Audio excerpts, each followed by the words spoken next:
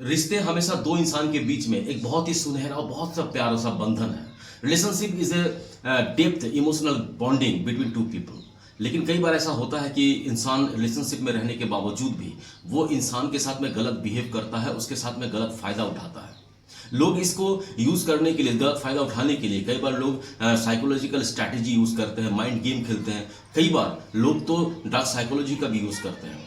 हालांकि रिलेशनशिप में इस चीज को यूज करने का बहुत सारे रीजन हो सकते हैं, लेकिन मेनली जो रीजन होता है, मेनली जो कारण होता है अपने पार्टनर के ऊपर में इस डार्क साइकोलॉजी को यूज करने का, वो सबसे इंपॉर्टेंट चीज होती है कि वो अपने पार्टनर के ऊपर में डिक्टेटरशिप करना चाहता है। वो अपने पार्टनर को कंट्रोल करने की कोशिश करता है और कहीं ना कहीं वो पार्टनर को ये शो ऑफ करने चाहता है अपनी सोसाइटी में, अपने दोस्तों के साथ में, कि वो आपको अपने कंट्रोल में रखा है और आपका कितना पावर है। तो वो इंसान अपनी पावर को भी शो ऑफ करना चाहता है। जो इंसान डार्क साइकोलॉजी का यूज कर अपने पार्टनर को कंट्रोल करने की कोशिश करते हैं। मान लो कि आपका पार्टनर इस वक्त आपसे कुछ, उसको नीड है, कुछ चीजों की जरूरत है उसे, लेकिन वो इंसान डायरेक्टली आपसे कुछ कहेगा नहीं, डायरेक्टली आपसे कुछ मांगेगा नहीं, वो अपना डार्क साइकोलॉजी का यूज करेगा। लेकिन अगर ऑन द अदर हैंड, अगर वो इस इंसान के साथ में आपका बहुत ही हेल्दी और बहुत ही अच्छा रिलेशनशिप रहता, तो नॉर्मली क्या होता है कि वो इंसान को जिस चीज की जरूरत है वो नॉर्मली आकर आपसे कहता कि यार इस चीज की मुझे बहुत नीड है, बहुत जरूरत है, इस वक्त मेरी फाइनेंशियल पोजीशन ऐसी नहीं है, या फिर मैं उसे पर्सनली नहीं ले सकता,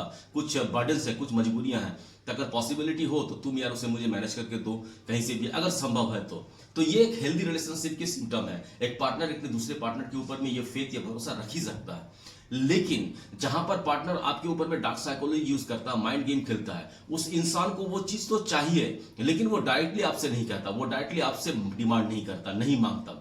वो बातों को इस तरह से घुमाकर आपसे मांगेगा, अपनी चीजों को करवाने के लिए आपको मजबूर करेगा। हो सकता है कि वो इंसान आपकी बहुत तारीफ करे, बहुत सी तारीफ, जैसे कि वो आपको ऐसा कह सकता है कि यार तुम मेरी लाइफ में आई हो तो मेरा लाइफ बदल गया है, मुझे किसी भी चीज की जरूरत होती है तो तुम मेरे सोचने से पहले वो चीज मेरे पास में हाजिर हो जाती है।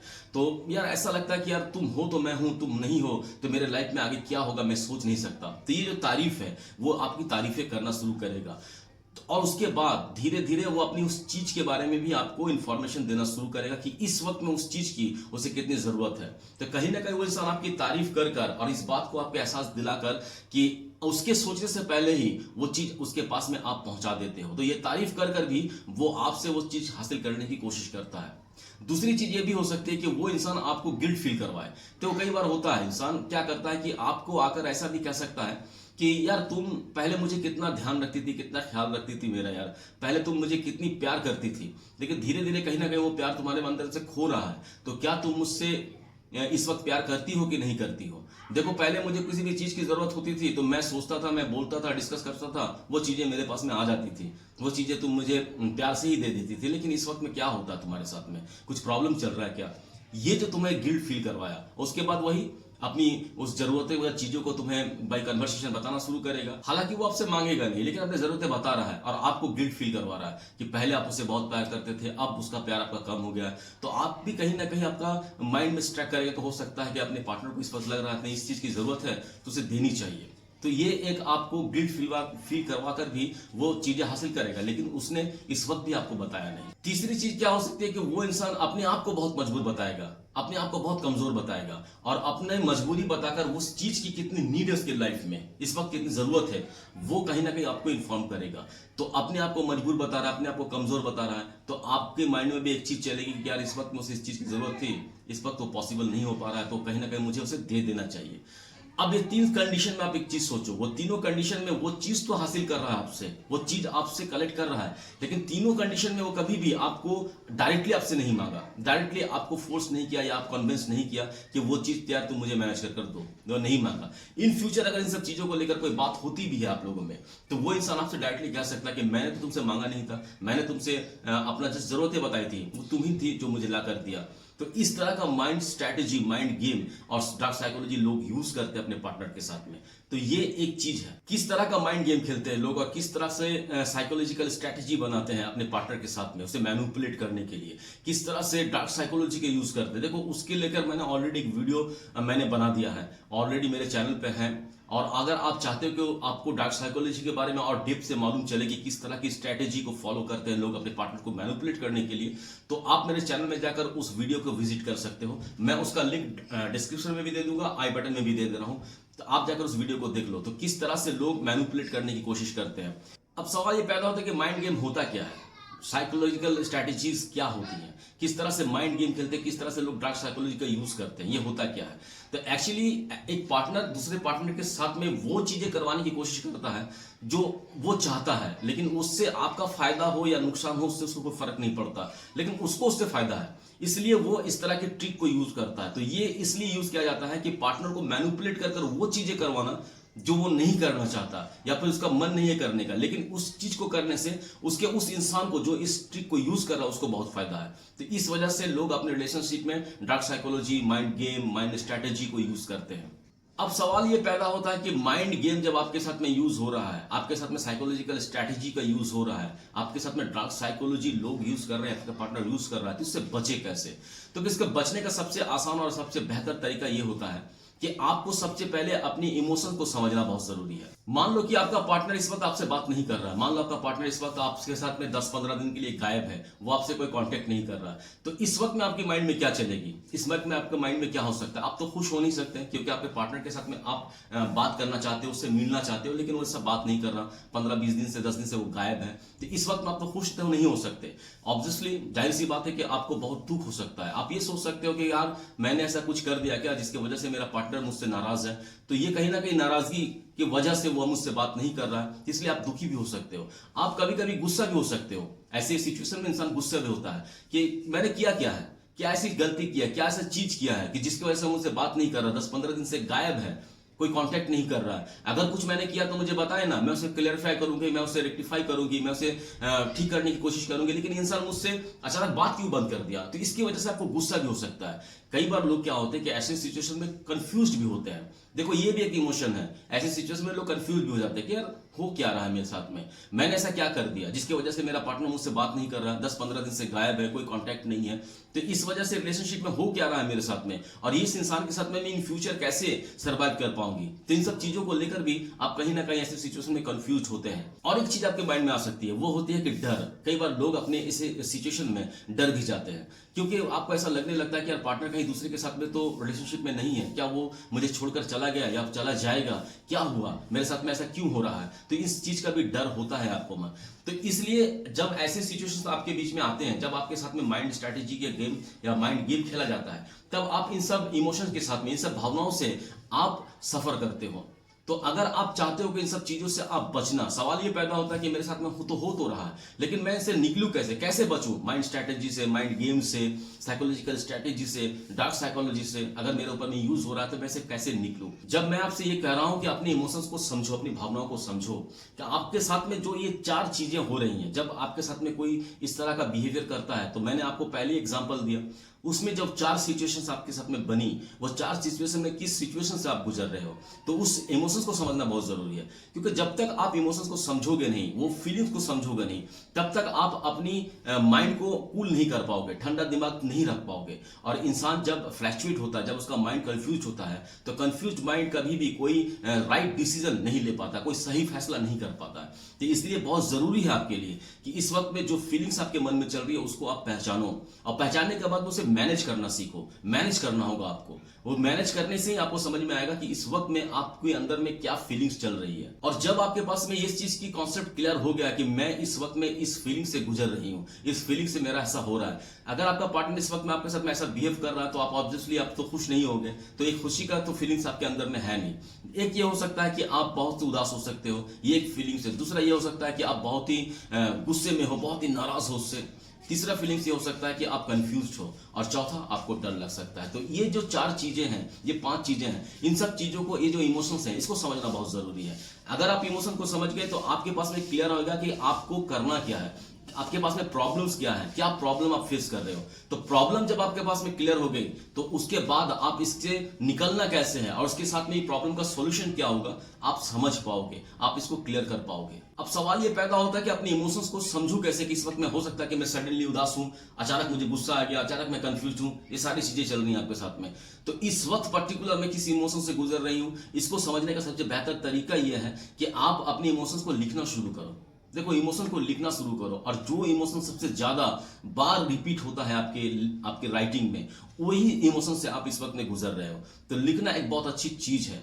दूसरी बात यह हो सकती है कि आप किसी ऐसे इंसान के साथ में हेल्प ले सकते हो जो इंसान आपका बहुत ही भरोसेमंद हो, भरोसे लायक हो सकता है वो आपका कोई अच्छा फ्रेंड हो, आपकी कोई फैमिली मेंबर हो, जिसके साथ में आप कंसल्ट करो कि आपके साथ में ये सिचुएशन चल रहा है। क्योंकि कई बार होता है कि सिचुएशन में फंस कर आप उस सिचुएशन से निकलने की कोई उपाय नहीं निकाल सकते, कोई सोल्यूशन नहीं निकाल पाते। लेकिन जो इंसान इस सिचुएशन से बाहर है, वो बाहर से चीजों को देख रहा है, तो हो सकता है कि वो इंसान आपको एक सही सोल्यूशन दे। तो इसलिए जरूरी है कि इस वक्त में जब वो सोल्यूशन दे रहा है आपको, तो वहां पर भी आपको पकड़ना है कि इस वक्त में आप क्या इमोशंस, क्या फीलिंग्स के साथ में आप गुजर रहे हो। अब सवाल ये पैदा होता है कि इमोशन को समझना क्यों जरूरी है, क्यों हम इमोशन को मैनेज करें। देखो, इमोशन को समझने का जरूरत इसलिए है कि जब आप इमोशन को समझते हो तो आपके पास में एक क्लियर कॉन्सेप्ट आ जाता है कि इस वक्त में आप क्या प्रॉब्लम फेस कर रहे हो, और जब आपको प्रॉब्लम समझ में आएगी तो उसका सोल्यूशन भी आप कहीं ना कहीं से ढूंढ लोगे, कहीं ना कहीं से निकाल लोगे। तो ये पहली चीज है कि आपको इमोशन समझना इसलिए जरूरी है कि ये आपको हेल्प करता है कि आपकी लाइफ में प्रॉब्लम चल क्या रही है। और दूसरी एक चीज है कि देखो, जब आप इमोशन को समझते हो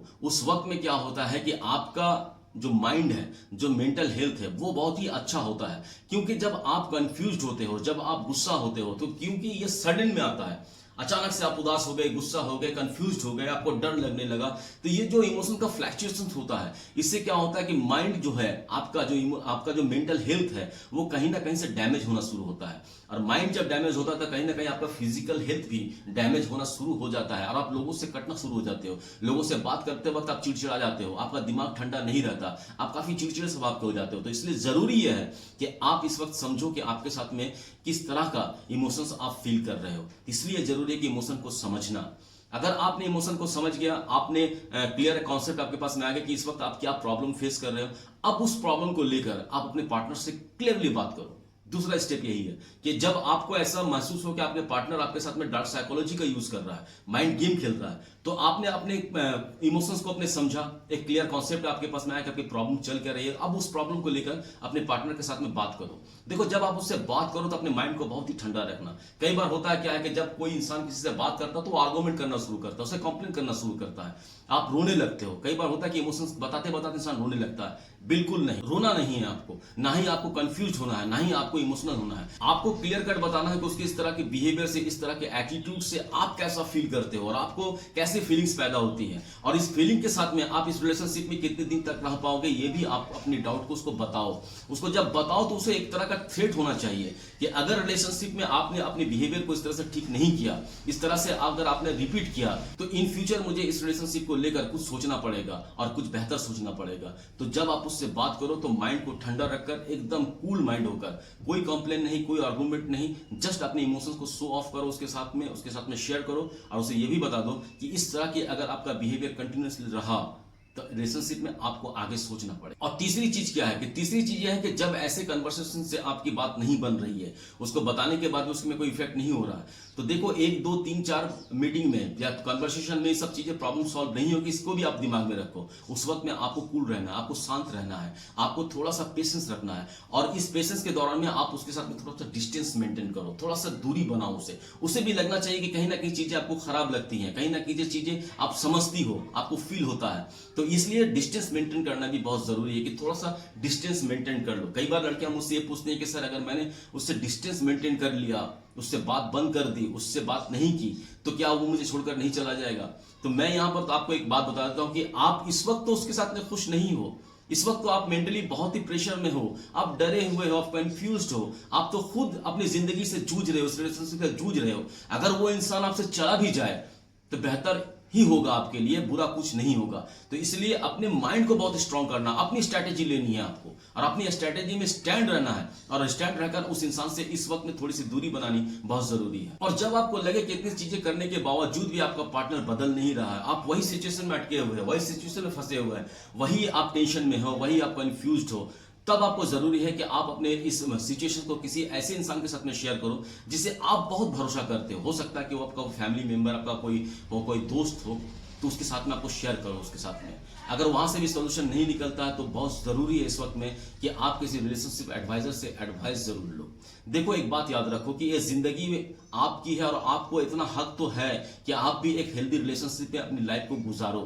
आप भी बहुत सारा प्यार कलेक्ट कर पाओ, बहुत सारा प्यार पाने का हक भी आपको है, बहुत सारी खुशियां पाने का आपको हक है। तो जब इन सब चीजों का हक आपको है तो आपको तो मिलनी तो चाहिए। अगर एक इंसान से आपको नहीं मिल रही है तो आपकी माइंड को थोड़ा सा फ्लैक्चुएट बनाओ, बहुत जरूरी है। देखो जिंदगी में कोई इंसान चले जाने से किसी का कुछ होता नहीं है। अगर एक इंसान के साथ में आपकी नहीं बन रही है, अगर जरूरी तो नहीं है कि उसके साथ में भी लाइफ काटना आपको। अगर आपको ऐसे सिचुएशन आपको समझ में आ रहा है कि नहीं यार वो इंसान नहीं सुधरने वाला, नहीं बदलने वाला, और डे बाय डे मैं अपनी लाइफ को, अपनी फिजिकल, अपनी मेंटल हेल्थ को मैं day by day down to down करती जा रही हूँ। और कई बार ऐसा होता है कि लोग इतने फ्रस्ट्रेटेड हो जाते हैं, इतने डिप्रेशन में चले जाते हैं कि अपने ऊपर ही कुछ गलत यूज कर लेते हैं। तो ऐसा नहीं करना। देखो जिंदगी आपकी है और इसे खुश रखना और इसे तकलीफ में रखना, इसके जिम्मेदार भी आप हैं। तो अगर आपका पार्टनर इस तरह से है तो आपको एक राइट डिसीजन लेना होगा, एक स्टैंड लेना होगा, ये बहुत जरूरी है। देखो हम लोग सिर्फ आपको एक रास्ता बता सकते हैं, एक आपको एडवाइस दे सकते हैं। उस एडवाइस को यूटिलाइज करना, उस रास्ते पर चलना, उसको आपको चलना है। तो इसलिए लाइफ आपकी और डिसीजन आपकी होनी चाहिए। और डिसीजन जब भी लो तो एक स्ट्रांग वे में डिसीजन लो, डरने की कोई जरूरत नहीं है। जिंदगी में एक ही इंसान से खुश रहो ऐसी कोई जरूरी नहीं है, और जिंदगी एक ही सांस से चलती है ऐसी भी कोई जरूरी नहीं है। इसलिए मैं कहता हूं कि खुश रहो, हमेशा खुश रहने की कोशिश करो, क्योंकि आपको खुश अगर दुनिया में सबसे ज्यादा कोई कर सकता है तो वो आप खुद हो। तो अपनी खुशी का जिम्मेदार आप खुद बनो। किसी ऐसे इंसान के ऊपर में डिपेंडेंट मत हो जाओ जो आपके साथ में माइंड स्ट्रैटेजी करता है, माइंड गेम खेलता है, आपके साथ में डार्क साइकोलॉजी का यूज करता है। तो मुझे उम्मीद है कि ये वीडियो आपको पसंद आई होगी। अगर वीडियो आपको पसंद आती है, आपके लाइफ में जरा सा भी वैल्यू ऐड करती हो, तो आप इस वीडियो को एक लाइक करना, एक प्यारा सा कमेंट करना, अपने उन दोस्तों के साथ भी शेयर करना जो दोस्त इस वक्त में इस तरह से कंफ्यूज्ड हैं, नाराज हैं, गुस्से में हैं, जो समझ नहीं पा रहे हैं कि उसके रिलेशनशिप में चल क्या रहा है। अगर चैनल पे नए हो तो प्लीज चैनल को सब्सक्राइब कर दो। अगर ऑलरेडी चैनल को सब्सक्राइब कर रखा तो आप लोगों को बहुत बहुत शुक्रिया। बहुत खुश रहो, बहुत मजे में रहो। Thank you very much.